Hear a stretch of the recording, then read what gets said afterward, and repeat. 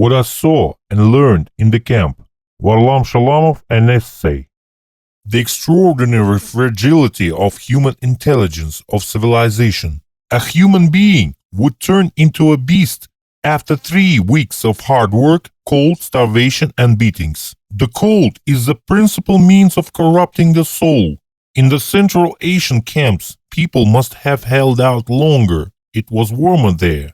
I learned that friendship and solidarity never arise in hard, truly hard, severe conditions when life is at stake. Friendship arises in difficult but bearable conditions, in the hospital, not in the mine. I learned that anger is the last human emotion to survive. A starving man has only enough flesh to feel spite. He is indifferent to everything else.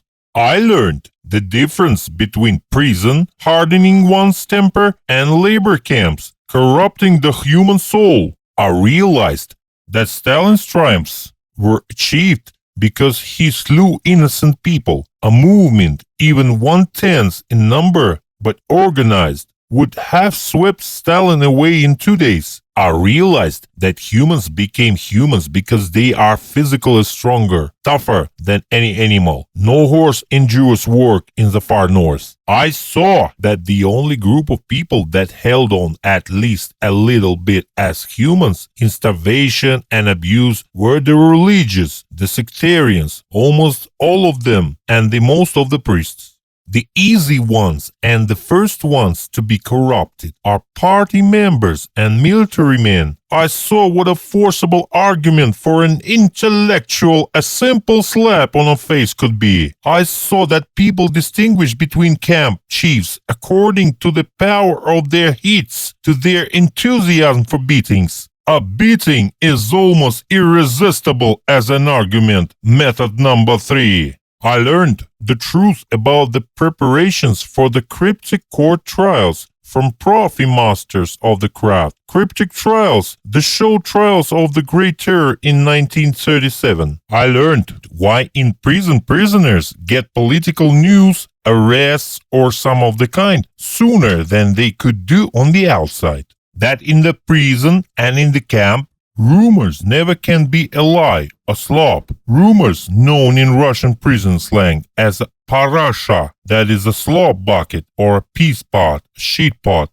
I learned that one can live on spite alone. I learned that one can live on indifference. I learned why a man lives neither on hope. There are no hopes at all, nor on will.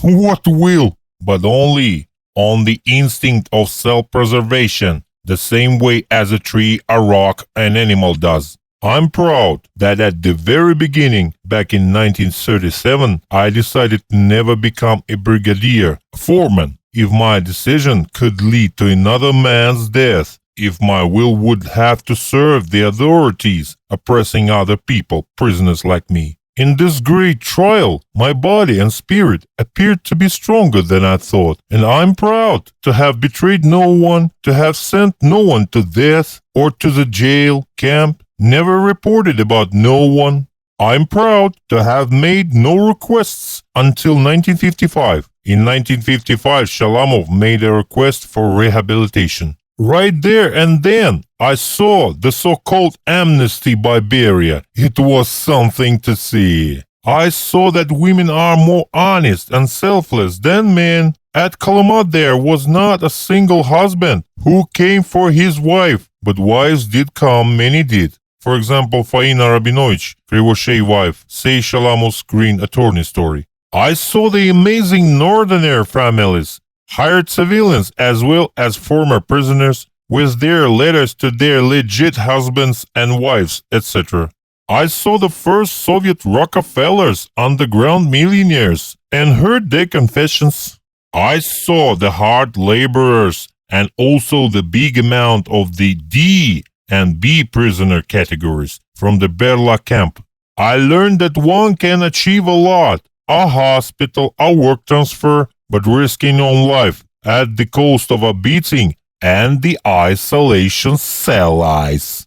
I saw the isolation ice cell carved out in rock and spend one night in it myself. The hunger for power, for unpunished murder is great, from big shots down to regular camp guards with rifles.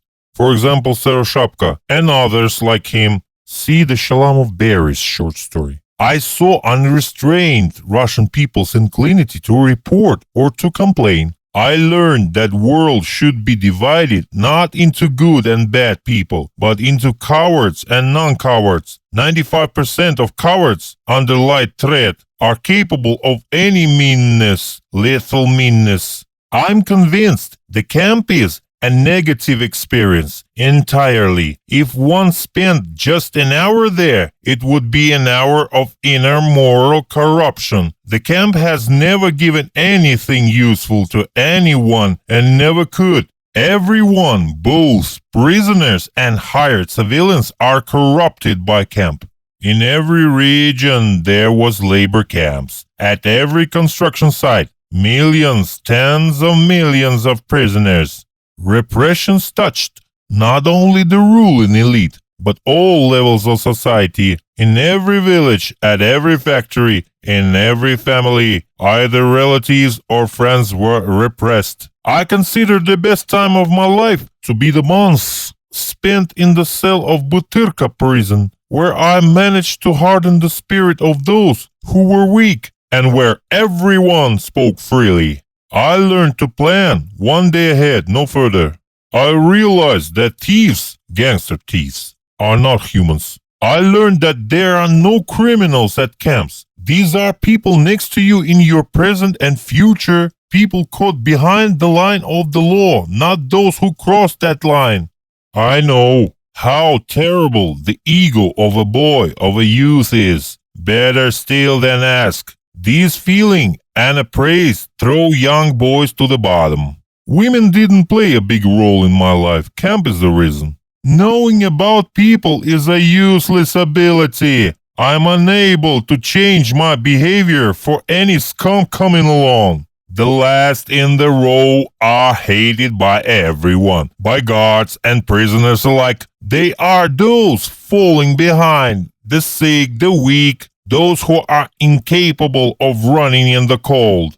I realized what power is and what a man with a rifle means. I realized that the scales are shifted, and this is what is most typical in a camp.